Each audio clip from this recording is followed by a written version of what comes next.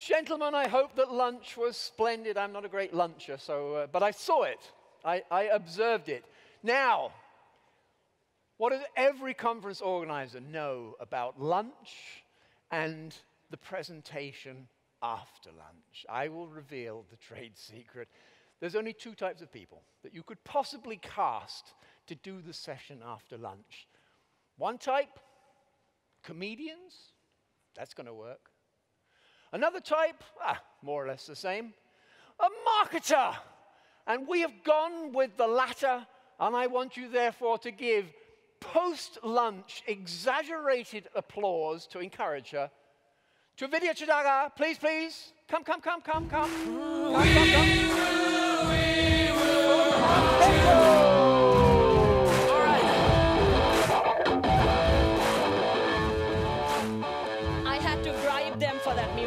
So hopefully that worked. Welcome everyone. My name is Vidya Chidaga. I'm the Director of Product Marketing at Marketo. Before we get started on this 20-minute journey, there's a gift card for anyone who wants to tweet. Anything exciting, interesting, offensive, inappropriate, vulgar language that's used. Just don't call me out when it's vulgar, but just tweet. It's at Vidya PC. With that, I just want to say for the next 20 minutes, the agenda I put together, given that it's post-lunch, is the following.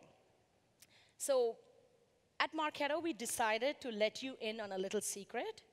How do you win in this new era of digital marketing? So that's the massive part of my session. And then the boring, who is Marketo? I just have to do it anyway. I'll go really fast in that section. And then lastly, an exciting announcement. Actually, you know what? That's going to hit the press in about an hour, California time, or global time. So I'm excited about that announcement as well. With that, let's get started. So I know we have partners in the room, so I'm going to try and request you to wear a marketer's hat if possible. And so marketers across the globe, any industry, any geography, any vertical, any segment, B2B, B2C, SMB, enterprise, they all have just one quest. And if I asked you, you would say, yeah, I understand that, which is, how do I acquire new customers, right? How do I convert them into brand advocates by growing their lifetime value? And how can I expect these advocates in turn to help me get new prospects, new customers? So in other words, how do I literally create this virtuous cycle of customer success? It's not easy. Today's world, the SOMO-CLO wave that we're riding, if I had more time, I would have asked you what is SOMO-CLO, but it's social mobile cloud wave, the triangulation of technologies that we see with, that's the problem in digital marketing today. Is that do you know that every buyer on an average, you and me as buyers, we are bombarded with about 2,900 marketing messages in a day. That's massive. I mean, Christine, I don't think you would remember any of these, right? It's going to be at least, maybe you recognize 50 of them, maybe you would remember 4 of them. How can you be a brand that would resonate so you're top of mind of the buyer when the buyer is ready? So that's today's world. The second issue is, and you would see those stats, the second issue is, amidst all this noise, amidst all the bombardment of these messages, buyers have an abundance of information. They just have access to information everywhere. You and I know that. They are searching, they are looking at feedback, they're forming opinions. They've made up their mind even before they've had a chance to interact with the brand. Self-directed journeys. Buyers, Forrester says that about 66 to 90% of the buyer's journey is self-directed. So really, if you think about the funnel, it's marketing, then sales, then service, and support. It's before even marketing gets a chance to do anything. That's the second problem. And the third problem is that once the buyer does decide to engage with the brand, they demand this really meaningful, personalized experience. Look at this picture. Paul knows Anna really well, but this was 100 years ago. What I mean, he could think about what Anna, he knows about what Anna has bought in the past. He can forecast. He can maybe predict what she likes. He knows about her family. He would talk about the kids, the husband, the whole 9 yards. But there's one massive problem in this situation: scalability. How do you scale this? So think about it. Buyers and their asks haven't changed. They are still demanding this kind of personalized experience. But sellers, companies, businesses have to deliver that at scale. So let's keep these three things in mind as we go ahead. And this is where marketing becomes the driver of the vehicle. We are the stewards of customer journey. And we have total number of stats that talk about how marketing is leading the way. In the past, we would call out sales and say, oh, that's the front line of defense. Give everything to the front line of defense. Equip them. You know, it's customer service. We would say, oh, well, the customer service guys are always talking to the customer. How can we make sure that they have everything so they can communicate with the customer? No. This is happening way before that. And so, to win in this new world, this is the secret sauce. To win in this new world, you need new rules of engagement. And for the next 5 minutes, I'm going to talk to you about the 5 rules of engagement. So engagement marketing is about, it's not talking at people, you know? It's about having a conversation with people continuously, over time, meaningful conversations. So you and I can hold an eye contact for more than 5 minutes, and I resonate with you. You know, it's that important. And building meaningful, lifelong relationships mean that you engage people as an individual based on what they do, continuously over time, directed towards an outcome, and everywhere they are.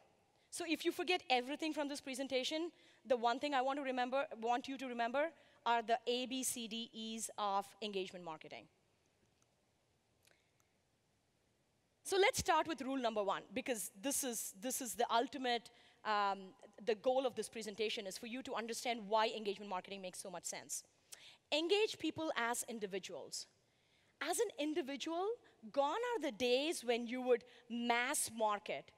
You know, once upon a time, that was great. Hey, at least I know what you're selling. I love the mass marketing, so thank you. Then came the time of transactional marketing, wherein you said, ooh, something's in the shopping cart. You know, I'm getting some dollars. Thank you for checking it out. You know, you're happy. That was transactional marketing. Now is the time of engagement marketing, wherein you're saying, how can I be the Amazon of the world? How can my brand be like Amazon? So I think we have about 1,700 people at the conference, maybe about 1,000 in this room. If each of you had a Mac or a laptop right now and you fired up Amazon.com, I guarantee you and I would see something different. That is because Amazon treats you as an individual based on what you've done in the past, based on your preferences and what they think you would like. Second, engage people based on what they do. I love this. Who you are, I'm sorry to say, is not important. It's not. Demographics, firmographics, it only takes you this far. What is important is how do you take demographics and firmographics and behavioral data? Because what you do is more important than who you are. And you spoke about this, Scott. Think about this. If you just targeted me based on, let's say, Vidya, a woman, she went to UC Berkeley, lives in California. Okay, maybe she's a tree hugger, you know? You can't assume that. I'm not. I love the mountains. I worked at SAP AG and lived in Germany, in Waldorf for a couple of years. The one thing my dear German friends taught me, the 2 things, is to drive like a maniac on the Autobahn and to drink like a fish. So I mean, really, you have to know that I love driving fast. So if Toyota were to market a Prius to me, it's not going to work. It's just not going to work. So just because I was on Toyota.com and I was checking out a few cars, you got to know more about me holistically based on what I do. I can give you tons of examples on that. Rule number 3, engage people continuously over a period of time. In my mind, this is the most important rule of all. So I'll spend an extra minute on this. What I mean by continuously over time is, it's not a one-off transaction. Yes, you're happy. Yes, your numbers are growing. Your revenues are growing. Your partners, continuously over time. We have implementation partners here. We have marketing transformation partners. We have VARs and ISVs and SIs. All of you, if you were not doing something continuously over time, you would lose your clients. For example, let's say you are you're working towards just getting to go to a particular place. And if you are not thinking about how this would translate into revenue on an ongoing basis, it will not help you. Engage people directed towards a goal. So an outcome or a goal it's kind of tricky. You and I are not in a philanthropic business. We are either providing services or we have a product because we are in it to make some money. So we're not doing it just for the heck of it, right? Not building relationships because we have to. So what I mean by directed towards an outcome is, let's say you have a prospect and he comes to a trade show. The best way to take them to the goal, the next step, is show them a demonstration, right? You have the goal of taking them on this journey. And again, Scott, you spoke about how there's this customer life cycle, and there are multiple journeys in that customer life cycle. So that's a journey. Now, let's say you have a new customer. You know, you're an implementation partner, you have a new customer. What you want to do is, when that customer goes on your website, you want to take them to the resources page, because you know they're a new customer. Maybe they need to know more about the company and the products and the resources. Let's say it's an existing customer. You want to show them new products. You're taking them towards a goal. You're marching towards something which has demonstrable value. And let's say there's a 10-year-old Hybris customer, super happy.